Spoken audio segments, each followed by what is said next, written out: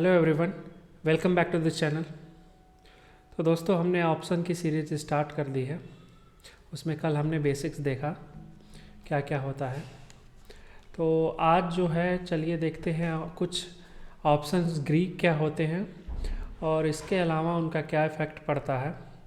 ठीक है। और साथ में हम ये भी देखेंगे कि आज बाइंग और सेलिंग दोनों में क्या बेटर होता है, किसके क्या बेनिफिट्स होते हैं, क्या उसका डिसएडवांटेज होता है। तो दोस्तों, कुछ बेसिक ऑप्शन ग्रीक्स हैं, उनके बारे में आपको थोड़ा सा बहुत जानकारी होना चाहिए। ठीक है, क्योंकि इसका ऑप्शन प्राइस पे बहुत इफ़ेक्ट पड़ता है। ठीक है। तो जो पहला ऑप्शन ग्रीक है डेल्टा। ठीक है। डेल्टा क्या होता है? डेल्टा ये होता है कि जो भी मेन इंडिसेस में जितना चेंज होता है, ठीक है, उसके रिस्पेक्ट में आपके ऑप्शन प्राइस में कितना चेंज हो रहा है, वो आपका डेल्टा होता है। ठीक है। फॉर एग्ज़ाम्पल, अगर मान लीजिए बैंक निफ्टी है, बैंक निफ्टी में अगर 100 रुपये मार्केट ऊपर या नीचे जाता है, तो जो भी ऑप्शन का प्राइस है, कॉल या पुट का ऑप्शन का प्राइस है, ठीक है, जो भी कॉल या ऑप्शन का पुट का प्राइस है, उसमें कितना चेंज होगा। ठीक है ना। मान लीजिए 100 रुपया है, ये भी है कॉल का, कॉल या पुट की वैल्यू 100 रुपया है, और मान लीजिए कि बैंक निफ्टी के इंडेक्स में 100 पॉइंट का चेंज आया, मान लीजिए 100 पॉइंट मार्केट ऊपर चला गया, तो ये जो 100 रुपया है वो कितना बढ़ जाएगा, वो आपका जितना चेंज होगा वो आपका वो रेट क्या कहलाता है? डेल्टा कहलाता है। ठीक है। तो अगर मान लीजिए अगर बैंक निफ्टी 100 रुपये अगर 100 पॉइंट्स ऊपर जाता है, तो जो इसका प्राइस होगा कॉल या पुट का, अगर ऊपर जाता है तो ये क्या हो जाएगा, 100 से कुछ हो जाएगा 150 160 रुपया हो जाएगा। ठीक है। या तो किसी किसी में हो जाएगा 170 180 हो जाएगा। वो डिपेंड करता है कि आप आउट ऑफ द मनी लिए हैं या फिर एट द मनी लिए हैं या फिर इन द मनी लिए हैं। ठीक है। तो जो डेल्टा होता है वो क्या करता है कि हमारा अगर मार्केट कितना चेंज हो रहा है, उसके रिस्पेक्ट में हमारा प्रीमियम का प्राइस कितना चेंज हो रहा है, ये बताता है। ठीक है। अब डेल्टा से क्या हमें फ़ायदा मिलता है? ठीक है। पहली बात, जितने आउट ऑफ द मनी होते हैं ना, जितने भी आउट ऑफ द मनी होते हैं, उनका डेल्टा बहुत कम होता है, उनका डेल्टा बहुत कम होता है। इसीलिए अगर मान लीजिए मार्केट अगर इंडेक्स 100 पॉइंट ऊपर भी जाता है ना, तो जो out of the money call या पुट ऑप्शन होते हैं, उनके वैल्यू में ज़्यादा चेंज नहीं आता है। ठीक है।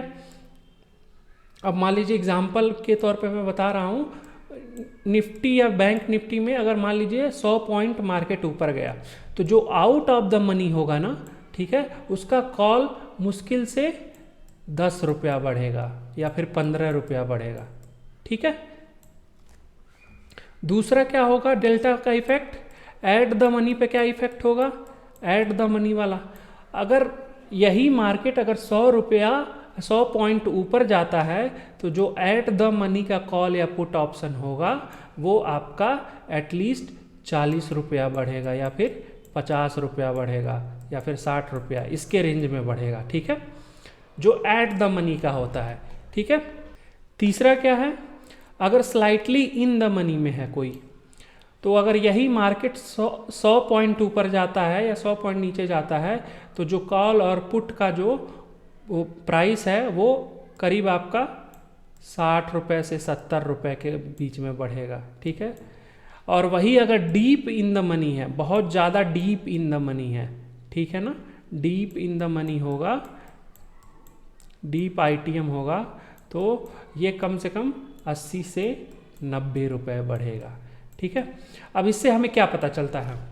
अब मान लीजिए जो लोग ऑप्शन ट्रेड करते हैं, उन्हें क्या लगेगा, ओटीएम आपको हमेशा सस्ता मिलेगा। जैसे कि मैंने लास्ट वीडियो में बताया, ओटीएम में कोई भी इंट्रिंसिक वैल्यू नहीं होती है, सिर्फ टाइम की वैल्यू होती है। इसीलिए ओटीएम बहुत सस्ता मिलता है। ओटीएम बहुत सस्ता मिलता है तो लोग क्या करते हैं, सबसे पहले आके देखते हैं, यार ये तो बहुत सस्ता है, 10 रुपये का है, और अगर मैं इसे ख़रीद लेता हूँ तो 1-2 रुपये भी बढ़ जाएगा तो मुझे बहुत प्रॉफिट हो जाएगा। लेकिन जो ओटीएम होता है आपका, जितना सस्ता होता है उतना ही उसका जीरो होने का चांस बहुत ज़्यादा होता है। ठीक है, क्योंकि उसका सिर्फ टाइम का वैल्यू होता है, ओटीएम में सिर्फ टाइम का वैल्यू होता है। तो अगर मान लीजिए मार्केट आपने कोई कॉल या पुट ओटीएम का 10 रुपये पे खरीदा है ना, और मार्केट अगर बढ़ता या घटता नहीं है, मार्केट वहीं पर रुका है भी रहे, तो जो टाइम की वैल्यू है वो टाइम क्या होता है, धीरे धीरे कम होगा, क्योंकि हमारी एक्सपायरी होती है जो भी, वो आपका वीकली या मंथली होता है। तो जैसे जैसे टाइम आपका बीतता जाएगा वैसे वैसे इस टाइम की वैल्यू घट जाएगी, और जैसे जैसे एक्सपायरी नज़दीक आएगा वैसे वैसे टाइम की वैल्यू और तेज़ घट जाएगी। तो अगर मार्केट भागता भी नहीं है, मार्केट वहीं पे है, मान लीजिए मार्केट अभी 18,000 पे है, ठीक है, निफ्टी, और आपने कोई भी कॉल या पुट खरीदा है 10 रुपये का, अगर ये यही मार्केट 18,000 पे वो 2-3 घंटे रुक गया ना, तो 2 घंटे बाद भी अगर मार्केट 18,000 रहेगा, तो ये जो 10 रुपये का आपने कॉल खरीदा है वो 6-7 रुपये हो जाएगा, ठीक है।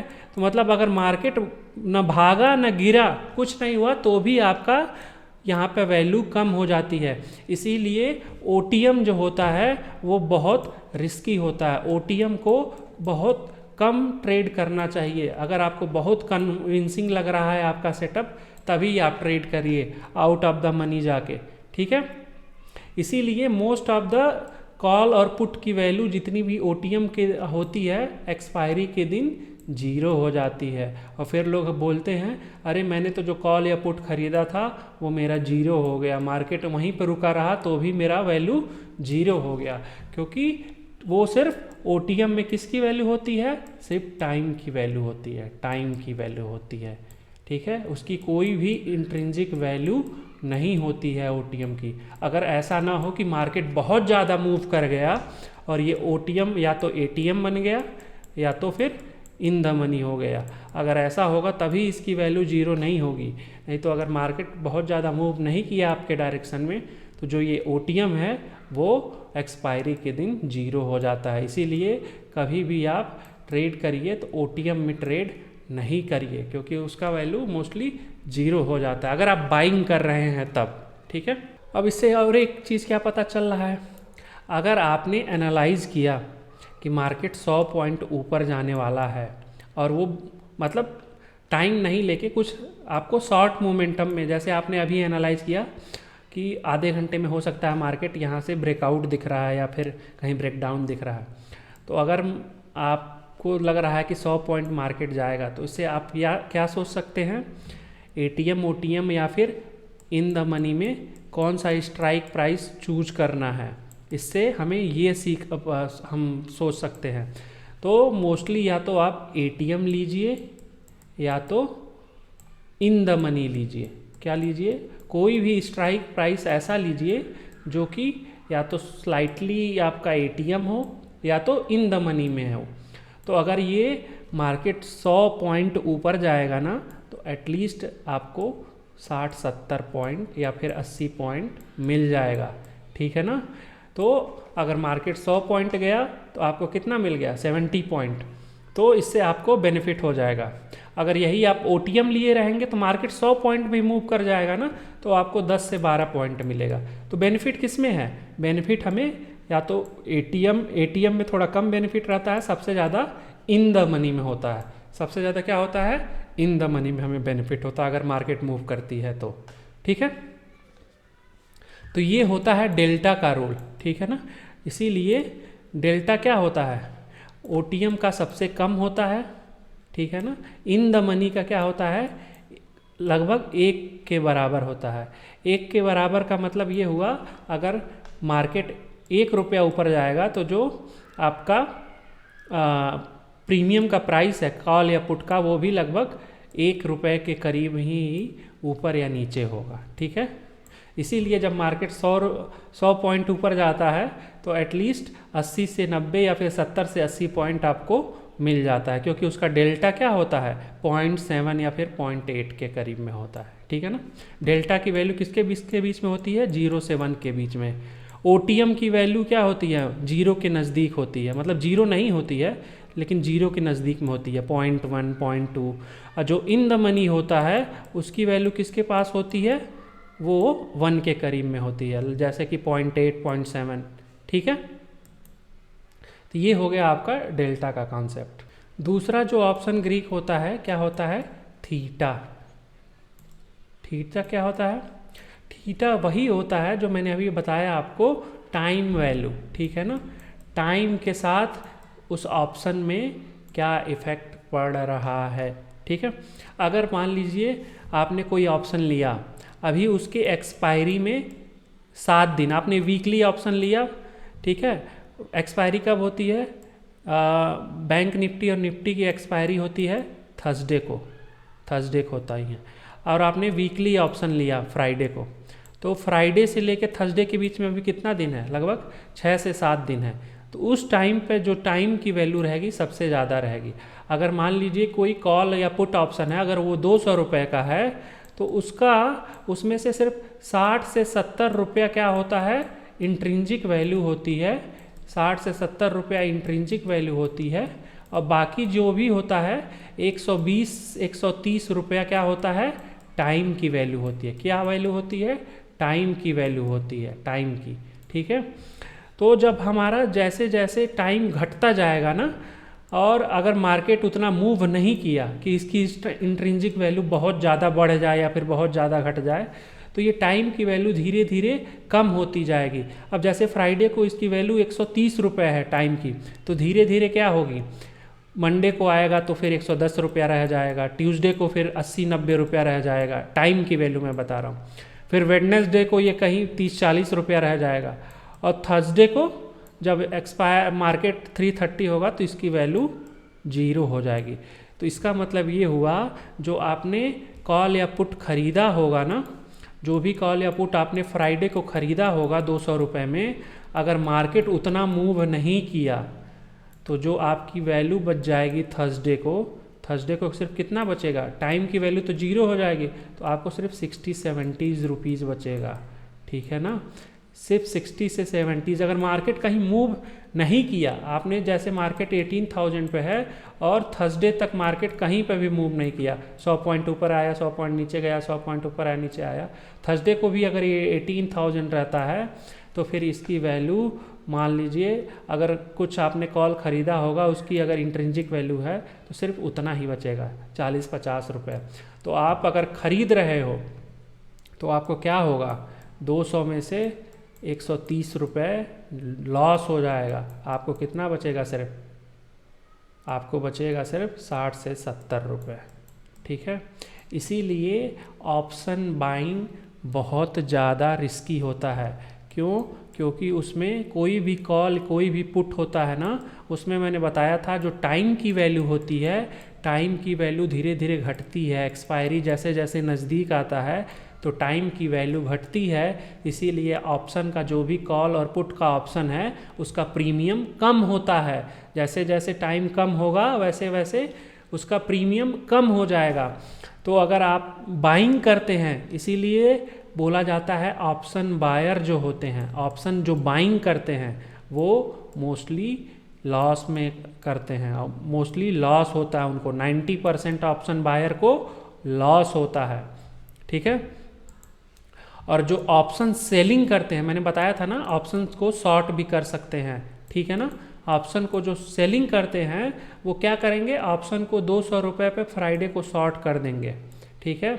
अब इनको पता है 130 रुपीज़ इसमें क्या है, टाइम की वैल्यू है, क्या होगा 130 रुपीज़ टाइम की वैल्यू है, तो इन्होंने शॉर्ट कर दिया फ्राइडे को, ठीक है। अब थर्सडे आते आते इसकी वैल्यू कितनी बची, 60 to 70 रुपीज़ बची। तो उन्होंने कुछ नहीं किया, बस वेट करते रहे कि ये टाइम की वैल्यू डिके हो जाए और 130 से 0 हो जाए। तो उन्होंने जब 200 में शॉर्ट किया होगा तो इसको बाई कितने में करेंगे, 60-70 में, तो उनको कितना हुआ, जो वही टाइम की वैल्यू होती है 130 रुपीज़, उनको प्रॉफिट हो गया, ठीक है ना। अब कोई 200 रुपये में बेच रहा है और सिर्फ उसी सामान को 60 या 70 रुपीज़ में ले रहा है, तो उसको प्रॉफिट हो गया कि नहीं हो गया, 130 से 140 रुपीज़ उसको प्रॉफिट हो गया।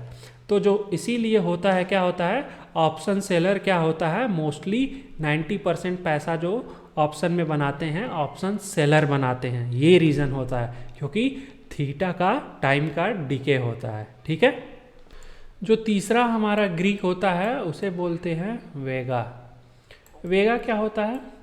वेगा होता है मार्केट में वोलेटिलिटी का है, ठीक है ना। ये वोलेटिलिटी का जो होता है कि मार्केट कितना वोलेटाइल है, उसके बेस पे आपका ऑप्शन का प्रीमियम क्या होगा वो कौन डिटरमाइन करता है? वेगा करता है, ठीक है ना। अगर आपको लगता है मार्केट बहुत वोलेटाइल है, वोलेटाइल का क्या मतलब होता है? 1 मिनट में मार्केट 100 पॉइंट ऊपर जाता है, अगले ही मिनट में 100 पॉइंट मार्केट नीचे आ जाता है, फिर अगले 1 मिनट में मार्केट ऊपर जाता है, फिर अगले मिनट में नीचे आ जाता है।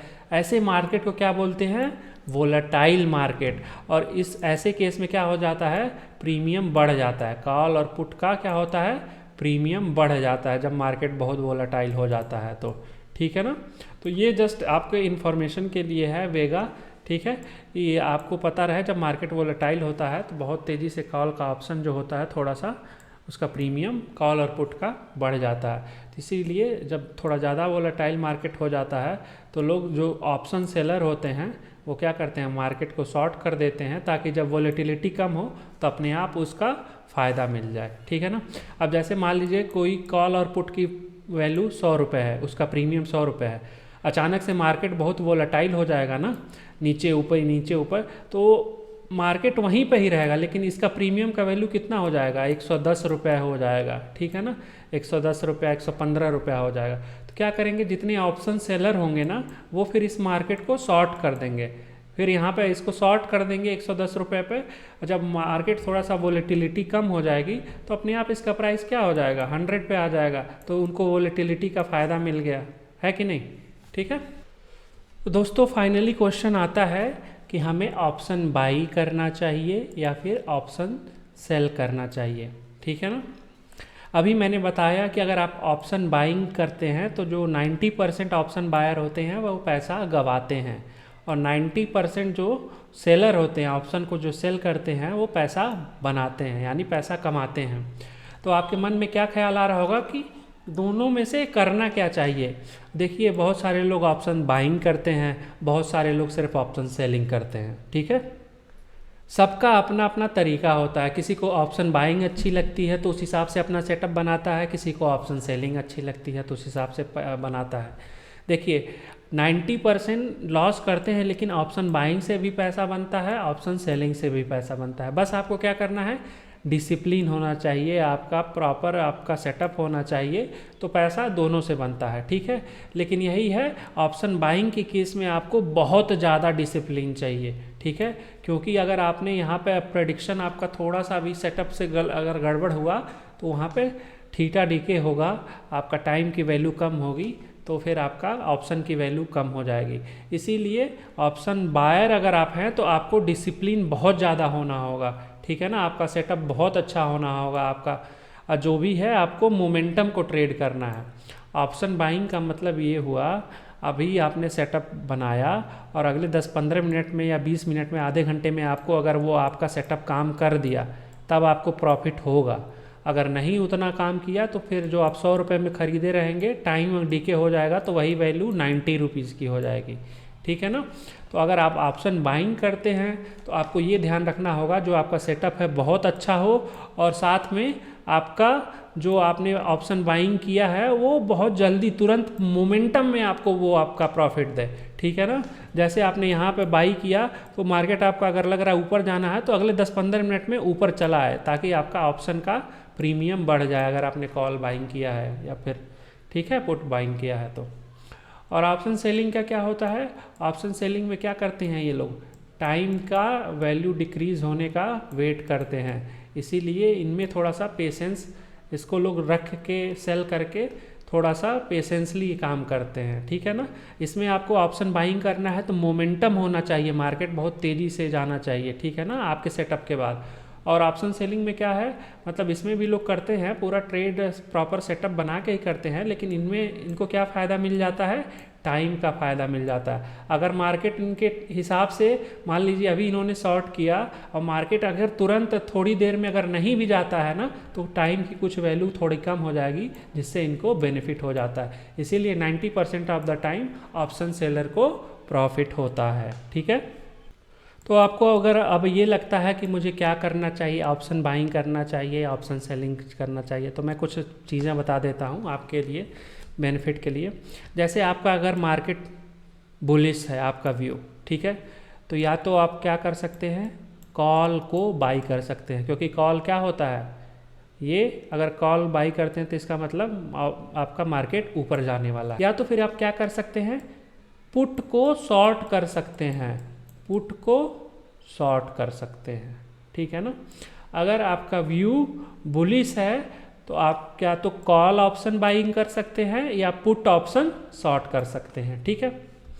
अगर आपका मार्केट पे व्यू बियरिश है, ठीक है ना, कि मार्केट नीचे जाना है, तो या तो आप पुट ऑप्शन बाइंग कर सकते हैं, पुट ऑप्शन बाई कर सकते हैं, या तो कॉल ऑप्शन शॉर्ट कर सकते हैं, कॉल ऑप्शन क्या कर सकते हैं, शॉर्ट कर सकते हैं, ठीक है। अब देखिए दोनों का क्या बेनिफिट है, क्या वो नुकसान है, ठीक है ना। अगर आप ऑप्शन बाइंग करते हैं, ठीक है ना, कॉल ऑप्शन या पुट ऑप्शन बाइंग करते हैं, तो वही चीज़ है, आपका डायरेक्शन सही होना चाहिए, मोमेंटम होना चाहिए उसके बाद ट्रेड में।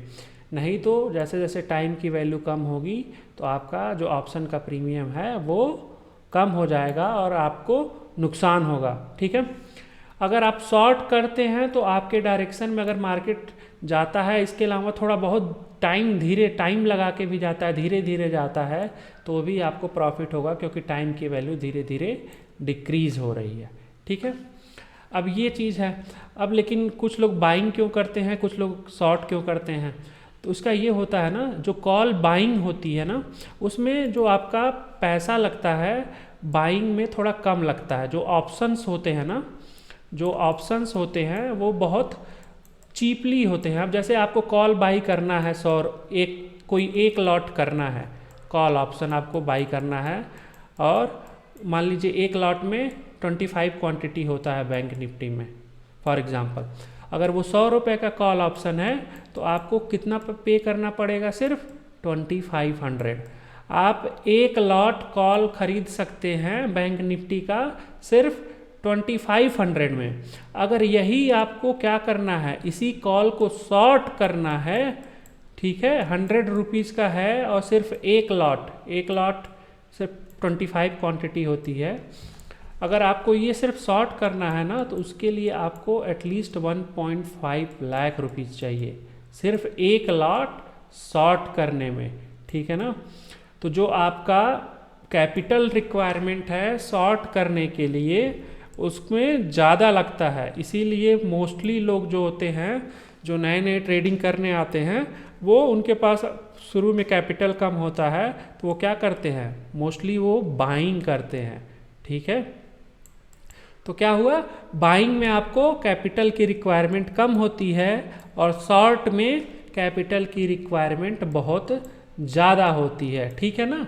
आपको सिर्फ यही एक लॉट अगर वो आपको लेना है तो शॉर्ट करने में आपको 1.5 लाख चाहिए और उसी को बाई करने के लिए सिर्फ 2500 चाहिए। तो जो नए लोग आते हैं वो क्या करते हैं, बाई करने के लिए इसीलिए ज़्यादा वो उत्सुक रहते हैं, ठीक है। दूसरा चीज़ क्या होता है आपको मैं बता दूं, जो कॉल या पुट बाई करते हैं, जो ऑप्शन को बाई करते हैं ना, आपने सुना होगा उनका प्रॉफिट अनलिमिटेड हो सकता है। अनलिमिटेड सिर्फ कहने के लिए है, ठीक है ना। और उनका लॉस सिर्फ वही होगा जितना वो प्रीमियम का पैसा दिए हैं। जैसे किसी ने कॉल या पुट बाई किया, 100 रुपीज़ का उसका प्रीमियम है और सिर्फ एक लॉट खरीदा, ठीक है ना, सिर्फ 1 लॉट खरीदा, तो इसका नुकसान कितना हो सकता है, मैक्सिमम 2500 हो सकता है। नुकसान कितना हो सकता है, सिर्फ 2500 हो सकता है। लेकिन अगर उसने ऑप्शन को बाई किया है ना, तो इसका जो प्रॉफिट होगा ना, अगर मार्केट मान लीजिए 300-400 पॉइंट ऊपर चला गया ना, तो ये जो 100 रुपया है ये कम से कम 300-400 रुपये का हो जाएगा। तो क्या हो गया, आपका कैपिटल 3 से 4 गुना हो गया, ठीक है ना। तो जो भी लोग आपको दिखाते हैं ये ऑप्शन में ऐसे कि एक दिन में पैसा डबल, 2 दिन में पैसा डबल, ये आपको यही दिखता है यहाँ पे कि अगर प्रीमियम आपने मार्केट अगर 300-400 पॉइंट ऊपर चला गया तो जो आप 100 रुपये का खरीदे रहेंगे वो कम से कम 300-400 रुपये का हो जाएगा। अब आप सोचिए आपने 100 रुपये का खरीदा और एक ही दिन में 300 से 400 रुपये हो गया, तो आपका पैसा हो गया ना 3 से 4 गुना, ठीक है ना। तो 3 से 4 गुना पैसा आपका एक ही दिन में होने का इसमें कैपेसिटी है, इसका मतलब इतना ज़्यादा इसका वो है। ऑप्शन बाइंग में। तो ये चीज़ें देख के लोग और भी अट्रैक्ट होते हैं कि उन्हें ऑप्शन बाइंग करनी है, एक ही दिन में मेरा पैसा 2 गुना हो जाएगा, 3 गुना हो जाएगा, 10 गुना हो जाएगा, ठीक है। लेकिन वही चीज़ मैंने बताया आपको कि टाइम के साथ इसमें अगर आपका प्रॉपरली सेटअप नहीं बना तो इस 90% चांस है आप अपना ये जो 2500 रुपया लगाए हैं ना, ये भी आप लूज कर देंगे, ठीक है ना। दूसरी चीज़, जो अगर आप कॉल या पुट शॉर्ट करते हैं ना, शॉर्ट करते हैं, अगर मान लीजिए उस कॉल या पुट का दाम 100 रुपये है, आपने शॉर्ट किया, तो ये आपको मैक्सिमम कितना प्रॉफिट देगा, ये मैक्सिमम 100 रुपये, इसकी वैल्यू घटते घटते मैक्सिमम 0 हो सकती है, ठीक है ना। आपकी इसमें वैल्यू 0 हो सकती है। आपने अगर शॉर्ट किया है एक लॉट, 25 क्वांटिटी होता है एक लॉट में बैंक निफ्टी का, तो अगर आपने एक लॉट शॉर्ट किया है तो पहले तो आपका कैपिटल कितना चाहिए, 1.5 लाख के करीब में, ठीक है।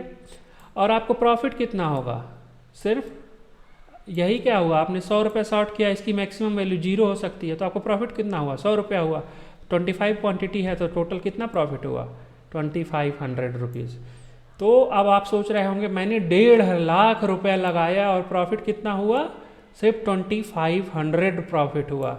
इसका ये मतलब हुआ ये मुश्किल से 1.5% के करीब में है आपका, ठीक है ना, 1.5 या 2%, ठीक है ना। तो हमें इसमें क्या हुआ, प्रॉफिट बहुत कम होता है सेलिंग में, लेकिन ये प्रॉफिट कंसिस्टेंट होता है। मतलब अगर आप 100 बार अगर शॉर्ट कर रहे हैं तो आपको एज अ प्रोबेबिलिटी 90 बार अगर आपका सेटअप सही है तो प्रॉफिट ही होगा 90%। इसीलिए लोग बोलते हैं जो ऑप्शन सेलर होते हैं 90% पैसा बनाते हैं और 10% ऑप्शन बायर बनाते हैं। तो ठीक है, वही चीज़ हो जाती है कि यहाँ पे आपको प्रॉफिट कम मिलता है, पैसा आपको ज़्यादा लगाना पड़ता है शॉर्ट में, और बाइंग में क्या होता है आपको पैसा कम लगाना पड़ता है लेकिन आपका पैसा इसके जाने का 90% चांस होता है। प्रॉफिट इसमें भी होगा अगर आपका सेटअप और सब कुछ सही है तो ये आपका बेनिफिट है बाइंग और शॉर्ट करने का। कॉल या पुट ऑप्शन आपको बाई करना है या फिर शॉर्ट करना है, फिर आप ये अपने हिसाब से आपकी क्या स्ट्रैटेजी है आप अपने हिसाब से चूज कर सकते हैं, ठीक है दोस्तों। तो ये था आपका कॉल ऑप्शन बाइंग, शॉर्ट करना, put option buying, put short करना, क्या बेनिफिशियल होता है, ये सब आपका इस वीडियो में था। बाकी जो भी नया स्ट्रैटेजी और बाकी चीज़ें हैं ऑप्शन की वो अगले वीडियो में आएंगी। अगर आपको ये वीडियो अच्छी लगी हो तो इस वीडियो को लाइक करिए, शेयर करिए और इस चैनल को सब्सक्राइब करिए। मिलता हूँ आपसे नेक्स्ट वीडियो में, तब तक के लिए टेक केयर, जय हिंद।